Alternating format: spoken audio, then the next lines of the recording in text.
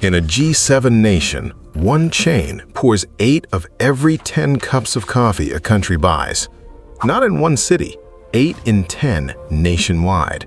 At that scale, you aren't a business with good market share anymore. You're a national utility. 2 billion cups a year, 15% of the whole country walking in every single day. Roughly 3 times the footprint Starbucks has here. So how does a company that basically prints money drive itself so far into the ground that its own customers start rooting for it to fail? You've heard the easy answers. The coffee got bad, foreign owners gutted the place. Both are true, but they're symptoms. The disease sits in a single document from January 2018.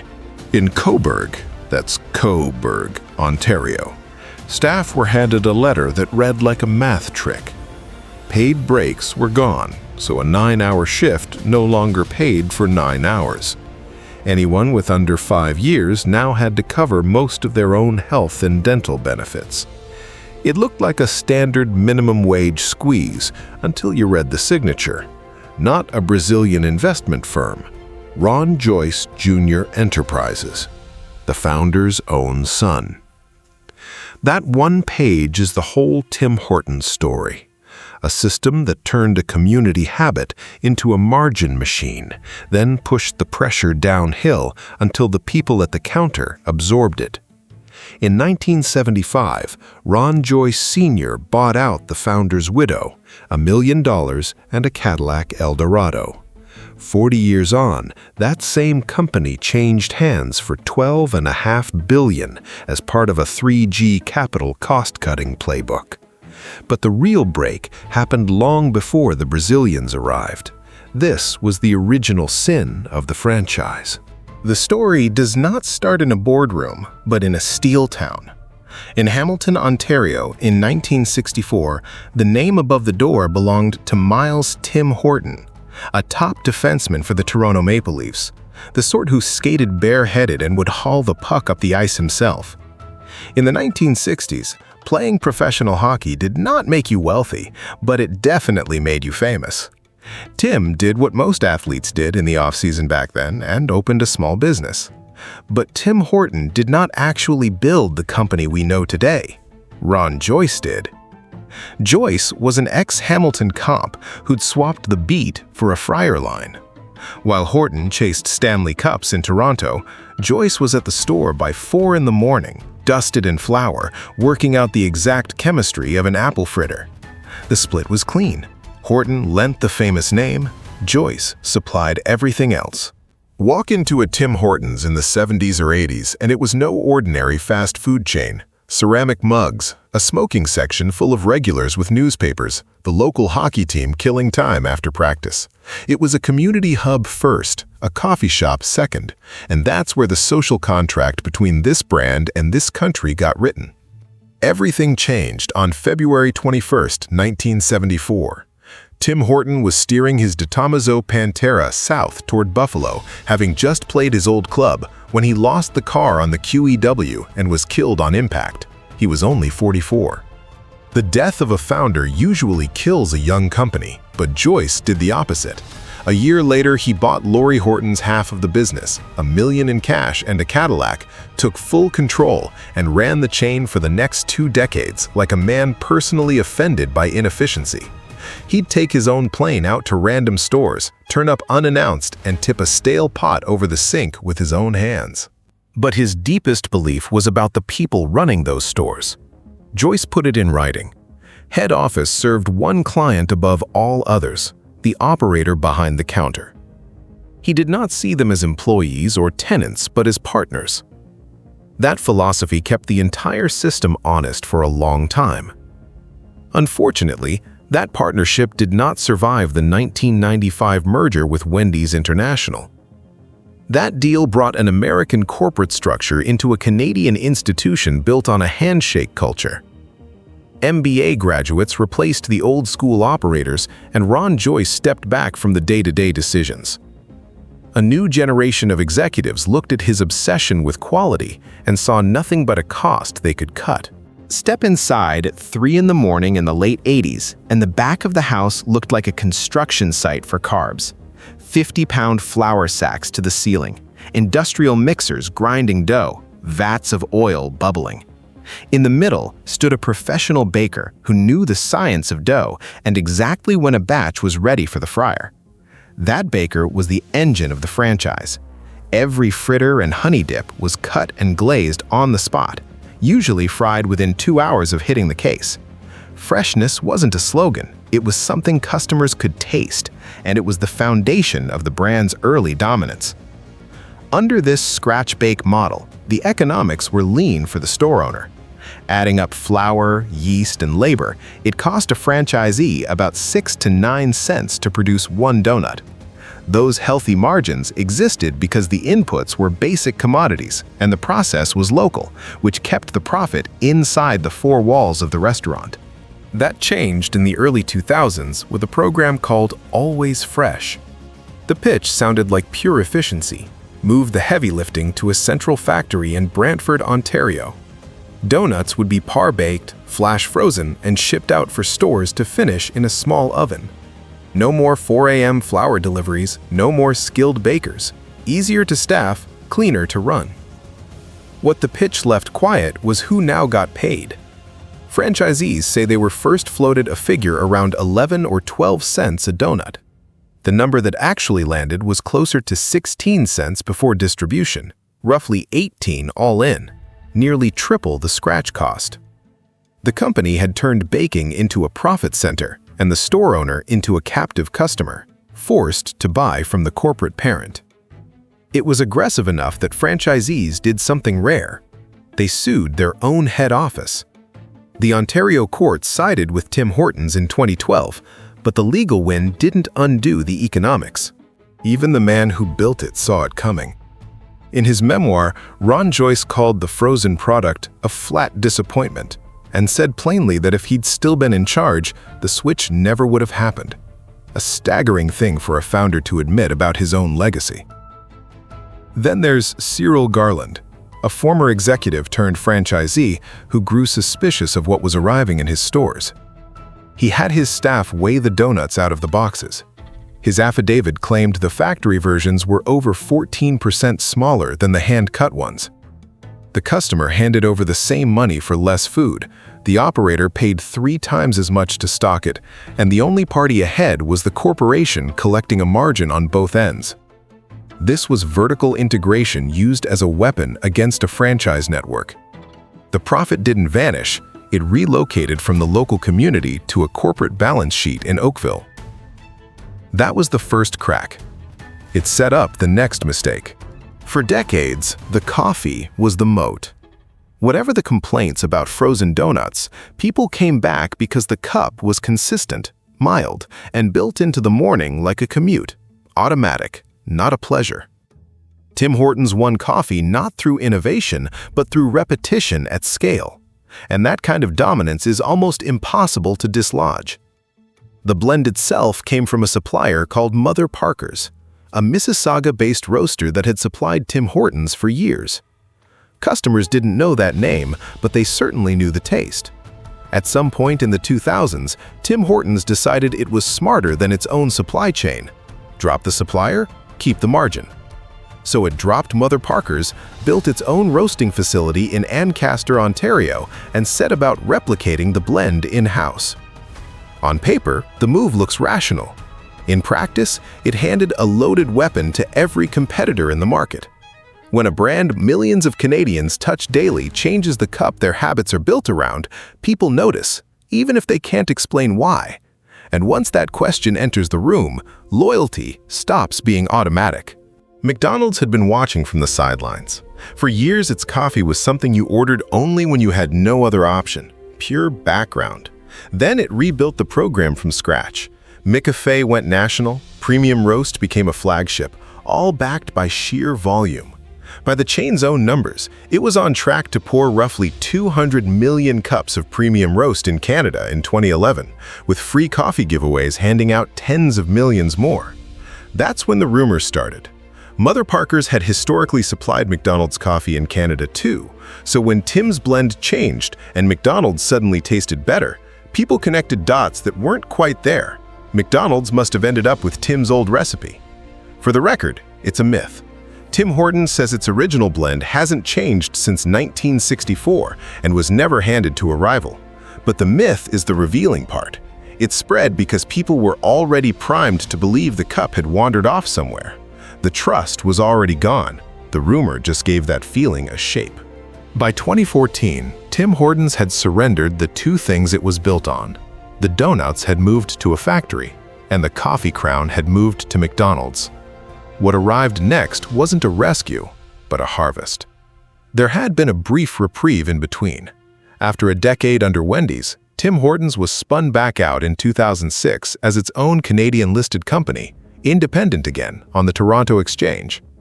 That independence lasted 8 years.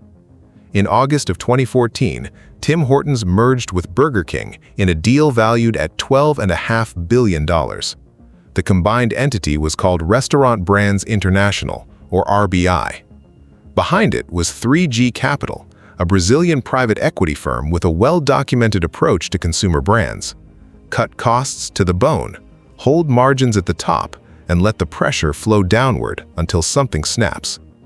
Today, that machine spans more than 32,000 restaurants and over $45 billion in system-wide sales worldwide. And Tim Hortons is one high-margin cash cow inside the portfolio.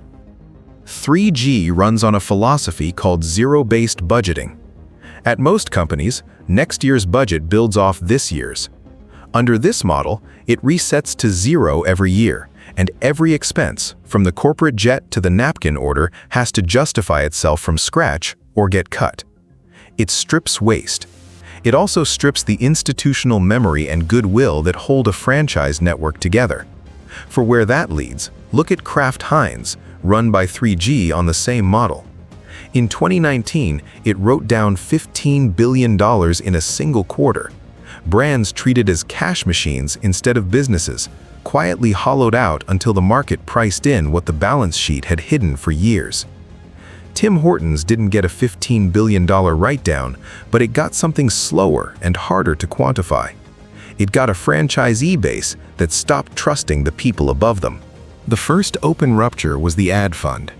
Every franchisee pays a slice of gross sales into a shared pool for the TV spots and hockey sponsorships. Under RBI, owners alleged the fund was being raided for corporate overhead, conferences, salaries, jets for head office staff with nothing to do with marketing. To fight it, they formed the Great White North Franchisee Association and sued their own parent company. But the ad fund dispute was just the visible part. The deeper mechanism was quieter. This is where transfer pricing enters the story. In a franchise model, head office mandates where store owners buy their supplies.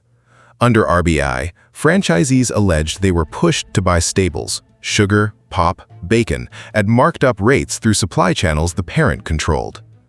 Transfer pricing is the mechanism. The parent marks up the cost of mandatory inputs to collect its profit before a single cup is poured. The franchisee carries the full risk, the staff, the lease, while the margin gets extracted upstream.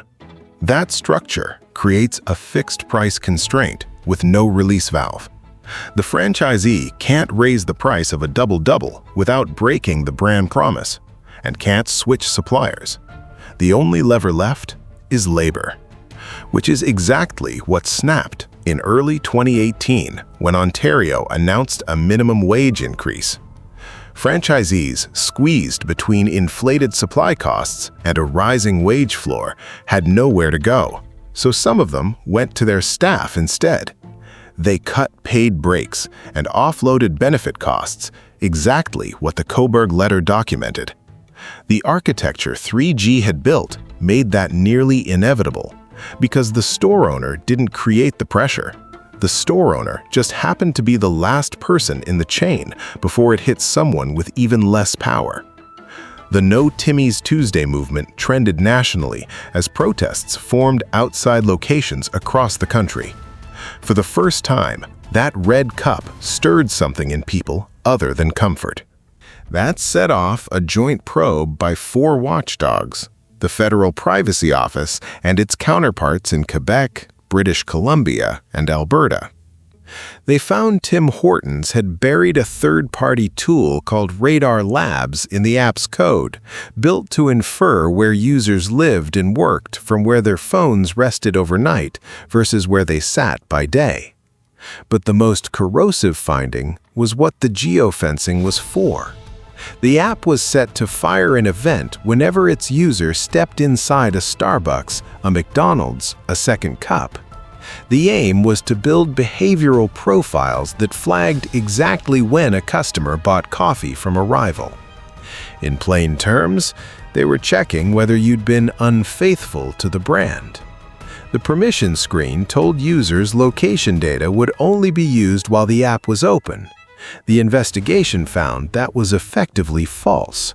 The tracking ran in the background at all times. The Privacy Commissioner ruled the company had broken Canadian privacy law in a significant way. The class action settlement offered eligible users a single free coffee and 1 baked good. Yeah, while the lawyers managed that, operations was in its own panic. Coffee already lost to McDonald's. RBI decided to make Tim Hortons everything else. Menu boards swelled, beyond meat burgers to chase A&W, then potato wedges, chicken strips, wraps, bowls, all to grab the lunch and dinner crowd. The items arrived faster than kitchens could absorb them. Then came the flatbread pizza. A drive-through is an assembly line, and its one metric is time. Pour the coffee, hand over the bag, next car in 20 seconds. Pizza needs assembly and oven time builds a queue. Kitchens designed around toasters now had pizza ovens eating counter space, and a customer waiting on a double-double sat trapped behind a pepperoni flatbread. The speed that built the brand collapsed under a menu it was never designed for. When none of that worked, RBI rang up Justin Bieber. That late 2021 Tim Biebs tie-up shifted a mountain of merchandise and quietly confirmed they needed a pop star to make the cup feel relevant, because the product inside it no longer could. While the lawyers managed that, operations was in its own panic. Coffee already lost to McDonald's, RBI decided to make Tim Hortons everything else. Menu boards swelled, beyond meat burgers to chase A&W, then potato wedges, chicken strips, wraps, bowls, all to grab the lunch and dinner crowd. The items arrived faster than kitchens could absorb them. Then came the flatbread pizza. A drive-through is an assembly line, and its one metric is time.